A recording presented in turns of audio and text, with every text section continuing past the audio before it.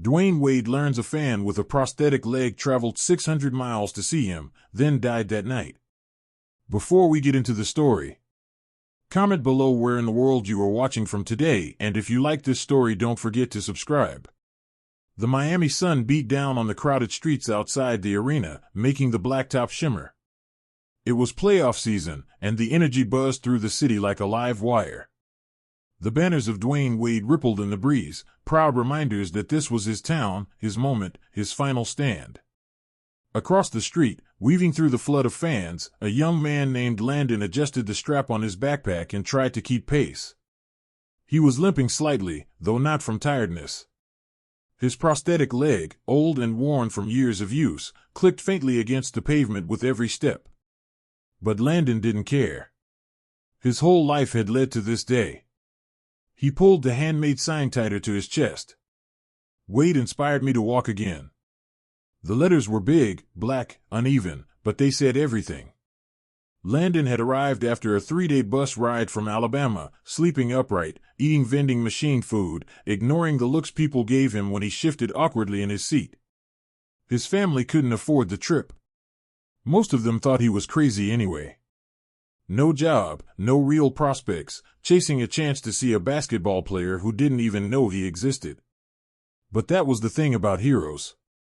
They didn't need to know your name to change your life. He got to the ticket booth only to find the prices had tripled overnight. He counted his crumpled bills once, twice, a third time. Not even enough for the cheapest nosebleed seat. Landon swallowed down the sick feeling rising in his throat. He stepped away from the line, trying to look like he didn't care, even though it felt like the ground was giving out under him. For a second, he thought about begging. Just once. But pride stopped him cold. Instead, he made his way to the outer gates, where the game's echo would be loud enough to hear, if not see. People brushed past him, laughing, shouting, holding beers and foam fingers. No one noticed the kid with the limp, holding a sign like a life raft. A few folks glanced at him, but their eyes slid away quickly. A couple of teenage girls snapped a picture, giggling as they moved on. Still, Landon smiled. He wasn't angry. He wasn't bitter. He was here. Close enough to feel the rumble of the crowd. Close enough to feel alive. An old man running a hot dog cart saw him standing there and waved him over. Landon hesitated but shuffled forward. The man didn't say much. Just handed him a bottle of water and a radio from behind the counter. AM frequency. Game audio. Real time. No charge, the vendor said gruffly, nodding at Landon's sign. Landon wiped his face and thanked him, his voice cracking. He sank down onto the curb, legs stretched awkwardly in front of him, the prosthetic catching the afternoon light. He put the radio to his ear. The pregame show started. Players warming up. Crowd roaring. Then the announcement, Dwyane Wade, playing his final playoff home game. Landon closed his eyes and pictured it. The sneakers squeaking on the court. The ball snapping through the net. Dwyane's familiar, unbreakable swagger. The way he always looked like he belonged under the lights, but never acted like it. He thought about all the times he'd sat in therapy, trying to move the stubborn muscle memory of a body that no longer listened. He thought about how, after months of failures, he'd seen a highlight reel of Dwyane refusing to stay down after a brutal fall, and something inside him had sparked to life again. That night, he'd promised himself, if Dwyane could keep getting back up, so could he. The game tipped off. Landon clutched the radio like a lifeline. Every possession played out in his mind, vivid and sharp. Every time Dwyane touched the ball, the street outside the arena erupted with cheers leaking from inside. A security guard passing by gave him a look but said nothing. Minutes bled into quarters. The sun dipped, and the humid Florida night swallowed the streets. More fans poured past, some leaving, some arriving late, some just there to be part of the moment. Landon stayed glued to the radio, grinning like a fool. His body ached from the trip, from the unforgiving curb, but he didn't care.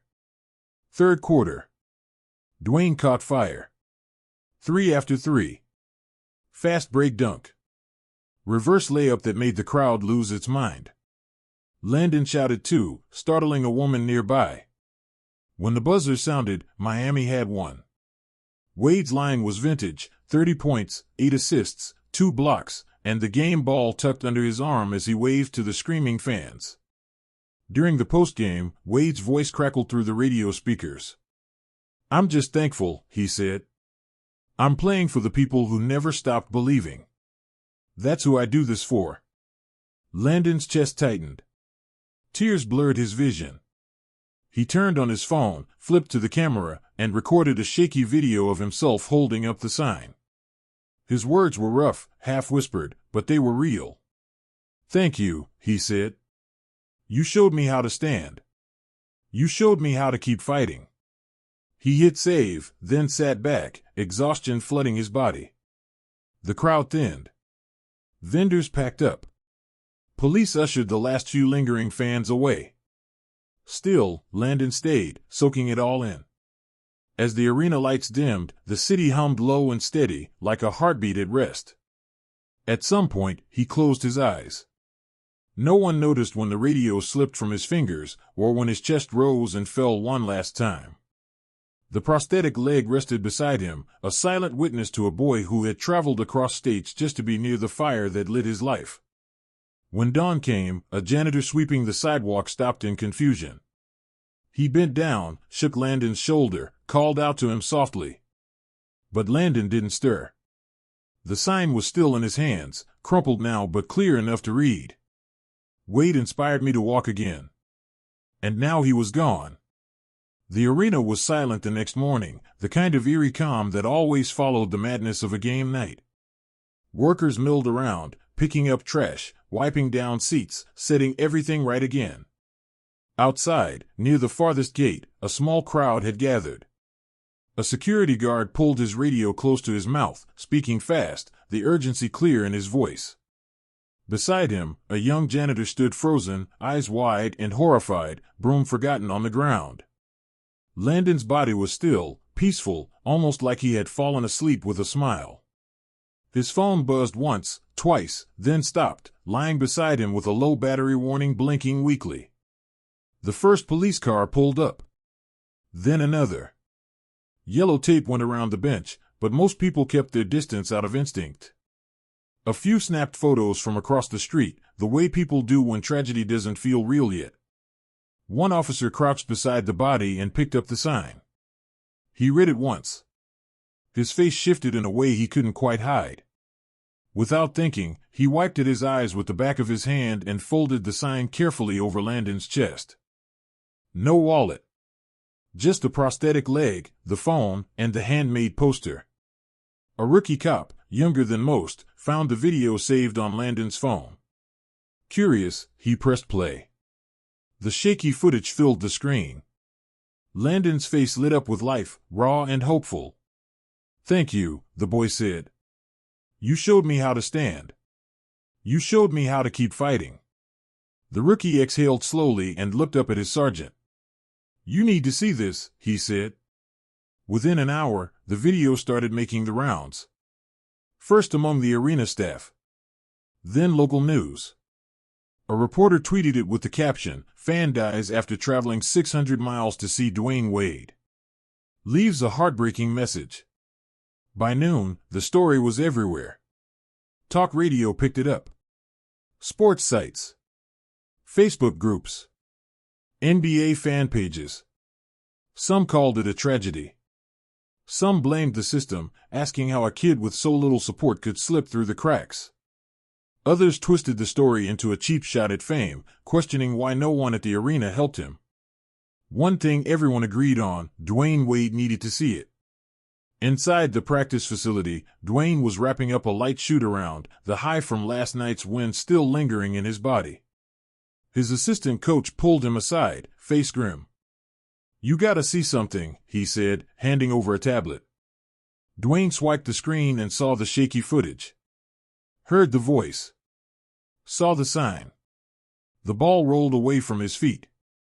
He watched it twice. Then 3 times. Each time, the words hit harder. He sat down heavily on a folding chair, elbows on his knees, the tablet dangling from one hand. Nobody said anything. Nobody had to. In the background, someone was explaining the facts. He didn't have a ticket. Stayed outside the whole time. Died on the bench overnight. Name's Landon Bryant. From Montgomery. It was all just noise. Dwyane leaned back, closing his eyes, 1,000 memories crashing over him. He thought of the nights he'd spent sleeping in friends' houses when his mother was locked up. The times he wondered if anyone cared whether he made it. The silent promises he made to himself on cold Chicago nights. He had told himself back then that if he ever made it, he would never forget the kids like him. But here he was. A kid had come all that way, carrying nothing but hope and a cardboard sign, and Dwyane had played 20 feet away from him without ever knowing. The assistant coach cleared his throat. Media's starting to talk. They're framing it rough. Dwyane didn't need to check. He could already imagine the headlines: fan dies waiting for hero, Dwyane Wade snubs dying supporter. The truth didn't matter. Perception was the game now. He stood up, jaw tight. "Get me everything you can on him," he said. "Family. Friends. I want to know who he was." The coach nodded. "And don't schedule any media stuff," Dwyane added. "I'm not making a statement." "Then what are you gonna do?" Dwyane looked through the glass walls of the practice court, out into the Miami sky. Somewhere out there, Landon's mother was probably getting a call no parent ever wants to answer. "I'm gonna handle it myself," he said. The news didn't slow down. Photos of Landon started circulating, childhood shots of him in a wheelchair, teenage pictures showing him learning to walk again with the prosthetic. A clip from a small-town news story surfaced, showing a young Landon saying, "I want to meet Dwyane Wade someday. He's my hero." It wasn't long before opinion pieces started stacking up. Some praised Wade's career but said this moment would taint his legacy. Others used it as fuel for tired arguments about celebrity culture. Dwyane ignored it all. He dug through Landon's story late into the night, learning everything he could. No father. Raised by a single mom working 2 jobs. Lost his leg in a childhood accident. Had been rejected from several sports programs because of medical liability. Still, he fought. Learned to walk. Learned to run. Kept dreaming. Dwyane stared at a photo of Landon crossing a high school graduation stage with a crutch under one arm, grinning so wide it almost broke the frame. Something inside Dwyane broke open. A guilt deeper than public shame. A personal reckoning. He had inspired Landon once without even knowing it. Now, when it mattered most, he had to do it again, with purpose. The next morning, before sunrise, Dwyane grabbed his bag, slipped on a hoodie and sneakers, and walked out the door. No cameras. No PR team. Just a man trying to keep a promise.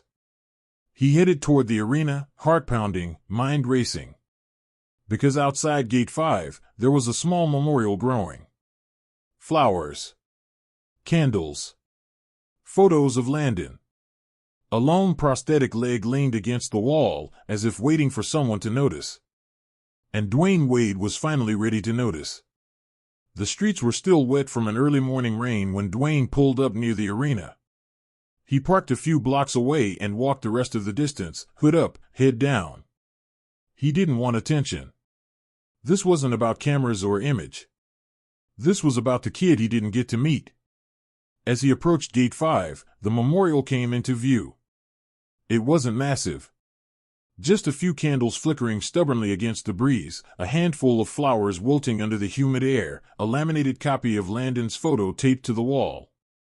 And right at the center of it all, resting carefully against the bricks, was the old prosthetic leg. Dwyane stopped a few feet away, letting the moment sink in. A couple of early joggers passed by, barely glancing at him. To them, he was just another guy standing in silence. He stepped closer and crouched down. The candles cast a soft glow on the sidewalk. Someone had written messages in chalk around the spot. Words like fighter, hero, and never forgotten filled the ground in messy, heartfelt strokes. His fingers hovered over the prosthetic but didn't touch it. It felt sacred somehow, like it belonged to something bigger now. He reached into his duffel bag and pulled out the pair of sneakers he had worn the night of the game, the ones he had dropped 30 points in, the ones that should have been a celebration. He placed them gently beside the prosthetic. Then he reached in again and pulled out a small box. Inside was one of his personal championship ring replicas. He had given them to teammates, family, people who had walked the journey with him. It wasn't the real thing, but it meant something more: belonging. Fight. Legacy. He set it down carefully. Should have been sooner, Dwyane muttered under his breath.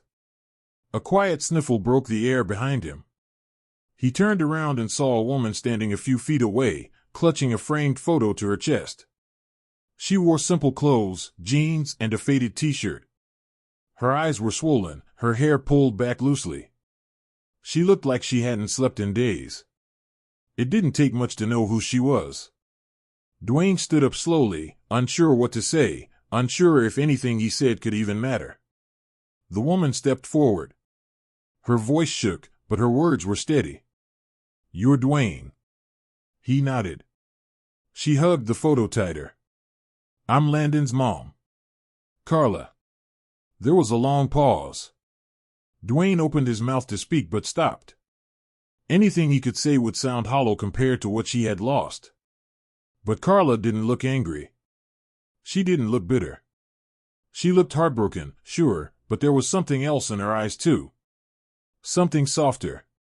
"You gave him hope," she said simply. He blinked, feeling the weight of it. "I know," she continued, voice catching, "people are saying you ignored him. That you didn't care." She shook her head. "They're wrong. He never blamed you. He just wanted to be close. That was enough for him." Tears burned the backs of Dwyane's eyes, but he forced them down. Carla knelt by the memorial and gently placed the framed photo down.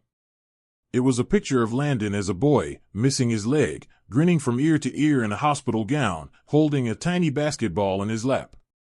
"He practiced every day after the accident," she said, smiling through the pain. "Said he was gonna play again. Maybe not in the NBA. But he was gonna run. Dunk. Shoot." Dwyane sat beside her on the curb, both of them staring at the small shrine. "I should have seen him," Dwyane finally said, the words choking out. "I should have known." Carla placed a hand on his knee, surprising him with the strength behind it. "You were already with him," she said. "Every step he took. Every time he got back up. You were there, even if you didn't know it." For a while, they just sat there, letting the city wake up around them. A delivery truck roared past. Somewhere, a horn honked. Life moving forward, even when it felt like it shouldn't. After a few minutes, Carla reached into her bag and pulled out a small journal. The leather was worn, the pages curled at the edges. "Landon wrote letters," she said. "All his life. To people he admired. To future versions of himself. This one." She hesitated, flipping through until she found a folded page. "This one was for you." She handed it over. Dwyane stared at it for a second, unsure if he deserved to read it. Then he unfolded the paper carefully. The handwriting was messy but full of life. "Dear Dwyane, if I ever meet you, I won't ask for a picture. I won't ask for anything. I just want to shake your hand and tell you thank you. You taught me it's not about the falls. It's about the getting back up. Because of you, I kept getting back up. No matter how bad it hurt. Thank you for showing me how to fight. Thank you for showing me how to live." Dwyane wiped his eyes with the sleeve of his hoodie. He folded the letter carefully and tucked it into his jacket. Carla stood, brushing dust from her jeans. "Don't let them twist this," she said, nodding toward the growing buzz of reporters gathering a few streets down. "You didn't fail him. He stood too." "I'm not gonna let it end here," he said. She gave him a sad but proud smile. "Then you'll be doing exactly what he would have wanted. As Carla walked away, Dwyane stayed behind for a moment longer, looking at the sneakers, the ring, the prosthetic leg, the photo. This wasn't about one kid. This wasn't about headlines. This was about everyone who had ever fought to stand again when the world told them to stay down. Dwyane turned and walked back toward the city, the letter heavy in his chest, a new fire burning in his veins. Landon's story wasn't over. It was just beginning. By the next morning, the city buzzed with a different kind of noise. Headlines screamed from every street corner, from every smartphone screen. TV anchors debated over clips of Landon's final video. Talk shows paraded experts across their sets, analyzing what it all meant. Some defended Dwyane. Others buried him. Inside his condo, Dwyane sat at the kitchen counter, watching the coverage without a word. His phone vibrated nonstop with interview requests, PR advice, social media alerts. He ignored them all. Across the marble countertop, his agent, Marcus, leaned forward, trying to stay calm. "We need to get ahead of this," he said. "A press conference. A statement. Something polished." Dwyane shook his head. "I'm not making a statement." Marcus frowned. "Then what are you planning?" Dwyane reached into his jacket and pulled out Landon's letter. He placed it on the counter between them. "I'm going to make sure people remember him for the right reasons," Dwyane said. Marcus stared at the letter for a long beat, then sighed and nodded. Within hours, Dwyane started putting together a plan, pulling in only the people he trusted most. No suits. No PR handlers. Just real ones, old teammates, coaches, friends who knew his heart. He made calls to schools, hospitals, youth leagues. He contacted prosthetic companies, physical therapists, motivational speakers. Anyone who could help him build what he now called in his mind, the Landon Legacy Project. Not a charity for pity. Not a vanity project to save his name. A real, working foundation. To give kids like Landon a chance to stand tall, run, and dream. He scheduled a press conference, not to talk about himself, but to talk about Landon. About resilience. About second chances. The day of the conference, the media swarmed the arena like sharks sensing blood. Cameramen jostled for position. Reporters barked into microphones about controversy and image damage. Inside the arena, it was different. Quiet. Focused. Dwyane stood at a simple podium on the court he had once ruled. No glitz. No theatrics. Just the truth. He looked out at the sea of cameras, then down at the letter he kept folded in his hand. "Thank you all for coming," he said. "But I'm not here to defend myself. I'm not here to spin a story." He paused, letting the silence settle. "I'm here because a young man named Landon Bryant showed me what real courage looks like. And I'm here to honor him the right way." He unfolded the letter slowly, his voice steady as he read it aloud. Every word Landon wrote echoed through the building, bouncing off the rafters where championship banners hung. When he finished, the room was still. Some reporters lowered their cameras. Others just stared, unsure how to respond. Dwyane folded the letter carefully and tucked it into his pocket. "I'm starting the Landon Legacy Foundation," he continued. "Its mission is simple: to give kids who face physical challenges the resources, support, and community they need to chase their dreams, on and off the court." He outlined the plans: free prosthetics for kids who couldn't afford them. Adaptive sports programs. Scholarships. Mentorship opportunities. "And I'm not putting my name on it," he said, voice firm. "This is about Landon. About all the kids like him. About reminding the world that resilience isn't flashy. It's quiet. It's stubborn. It's showing up every day even when nobody's watching." Reporters began asking questions. Some tough. Some genuine. "Do you feel responsible for what happened?" one asked. Dwyane looked the man straight in the eye. "I feel responsible for what happens next," he said. Another asked if this was just damage control. Dwyane smiled sadly. If you think this is about image, you didn't hear a word of that letter. The press conference ended without the fireworks the media expected. No anger. No defensiveness.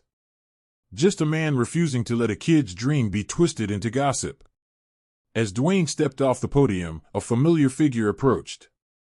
Carla Bryant, Landon's mom, her eyes glassy but proud. He hugged her tightly, no words needed between them. Reporters snapped pictures of the moment, but neither of them noticed. Outside, the world kept spinning. But something had shifted. Within days, donations flooded in. Messages poured from all over the country, from parents of kids with prosthetics, from veterans who knew the struggle of learning to walk again, from kids who finally saw a future where they belonged on the court too. NBA stars publicly pledged support. Retired legends sent messages of encouragement. Community centers in Miami offered their spaces for programs. Landon's story wasn't being buried. It was catching fire. Dwyane threw himself into the work. Meetings. Calls. Planning events. Designing grants.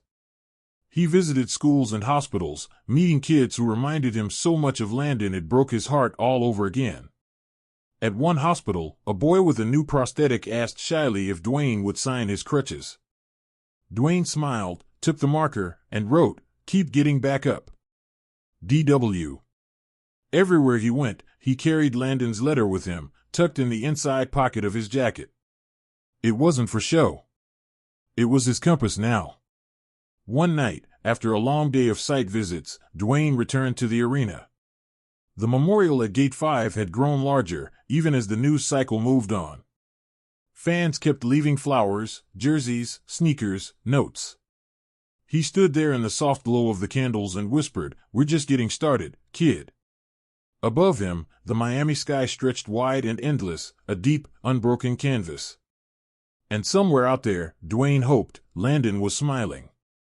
The night of Dwyane Wade's jersey retirement arrived like a heartbeat echoing across Miami. The arena was packed. Every seat filled. Every light focused on the man who had carried a city on his back for nearly 2 decades. Outside, murals of Wade towered over the streets, but tucked at the base of the arena, still untouched, still burning, was Landon's memorial. A permanent fixture now. Part of the story. Inside, the air was electric. Legends came back for the ceremony. Pat Riley. Shaq. LeBron. Teammates from championship runs. Coaches. Friends. Family. Fans who had cheered themselves hoarse for years.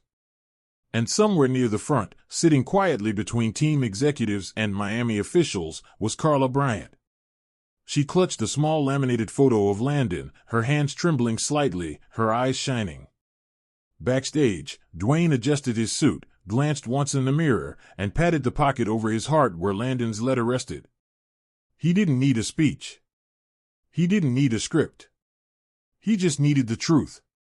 When they called his name, the arena erupted.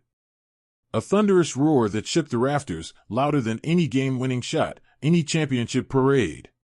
He stepped onto the court slowly, taking it all in, the jerseys hung high above, the massive 3 banners glowing gold, the sea of faces who had been part of the ride. The announcer's voice echoed through the speakers. Tonight, we honor not just the player, but the man. A man who inspired millions to keep getting back up. Dwyane reached the podium. The cheers died down to a heavy, expectant silence. He smiled, a little sad, a little grateful. "First," he said, "thank you." The crowd roared again. He waited, letting them finish. "I could stand up here and talk about championships. About the wins. The stats. But that's not what matters tonight." He paused, voice steady. "Tonight, I want to tell you about a young man named Landon Bryant." A ripple ran through the crowd. Some knew. Some didn't yet. He wasn't a star athlete. He wasn't rich. He didn't have perfect health. But he had heart. More heart than 1,000 highlight reels. Dwyane pulled the folded letter from his jacket, held it up. He made a journey, 600 miles, to be part of this. To remind me why I ever picked up a basketball in the first place. He opened the letter carefully and read it, his voice breaking just once, when Landon's words spoke of getting back up no matter how bad it hurt. When he finished, he tucked the letter back close to his heart. I didn't get to shake his hand, Dwyane said, voice thick. But tonight, I honor him. And I honor every kid like him who refuses to give up. The Jumbotron lit up with a new banner. A photo of Landon smiling, holding his basketball as a child. Underneath it, the words. The Landon Bryant Court, coming fall 2025. The crowd gasped, then rose to their feet in a standing ovation. Not for Dwyane. For Landon. Carla pressed the photo of her son to her chest, tears running freely down her face. The announcement continued, a fully adaptive sports complex being built in Miami, free for kids with disabilities. Training programs. Scholarships. Coaching. All funded through the Landon Legacy Foundation. Landon's name would never be forgotten. Dwyane stepped back from the mic as the cheers washed over him. He glanced up at his jersey being raised into the rafters, the iconic number 3 lifted into the sky. But tonight, it wasn't just his number going up. It was Landon's spirit too. Later, after the ceremony, Dwyane walked the now empty court alone. The lights dimmed. The echoes of celebration fading into memory. He stopped at center court, right where he'd hit so many game winners, and pulled Landon's letter from his jacket one more time. Hope you're watching, kid, he whispered. We did it. Outside, Carla stood quietly at gate 5. She had left something at the memorial, a brand new pair of kid-sized basketball shoes, laces tied neatly, soles untouched. For all the kids who would now have a court to run on. A breeze lifted the candles' flames, making them dance. Somewhere in the distance, the sound of a basketball bouncing echoed faintly through the streets. Dwyane walked out into the night, no entourage, no cameras. Just a man walking forward, carrying a legacy bigger than himself. And somewhere out there, in a place beyond crowds and arenas, a young man with a prosthetic leg finally ran free, faster and lighter than ever, laughing, flying toward a basket only he could see. The story ended, but the legacy, Landon's legacy, was just getting started.